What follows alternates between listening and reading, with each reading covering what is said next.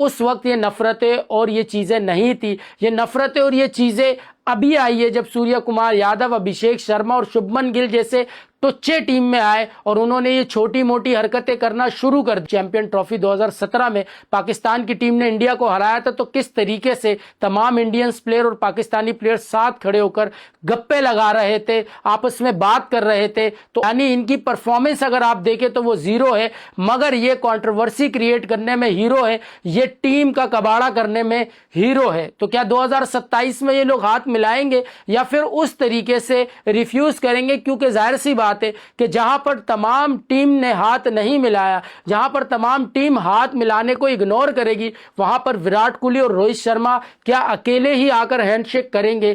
ایسا مشکل ہے، مگر ہو سکتا ہے کہ وراٹ کوہلی اور روہت شرما مینجمنٹ سے بات کرے کہ یہ جو چیزیں چل رہی ہے اس کو اب ختم ہو جانا چاہیے، کیونکہ آپ سپورٹس مین کی اسپرٹ کو، ساخت کو نقصان پہنچا رہے ہو. آپ کسی کو نقصان نہیں دے رہے ہو. مطلب پاکستان کو یہ آپ سے ہاتھ ملانے کے لیے ترس تھوڑی رہا ہے، بھاڑ میں جاؤ، نہیں ملاؤ. مگر بات یہ کہ جو سپورٹس کا ایک نیم ہے، جو سپورٹس میں ایک چیز ہوتی ہے، اس کو برقرار رکھنے کے لیے یہ ساری چیزیں نہیں کرنی چاہیے تھی جو کہ انڈیا نے کی ہے. تو آپ وراٹ کوہلی اور روہت شرما کا دیکھیں گے کہ کتنا بڑا پن ہے کہ کیا وہ BCCI کے اس چنگل میں پھنستے ہیں یا پھر وہ الگ سے آ کر پاکستانیوں سے ہینڈ شیک کرتے ہیں.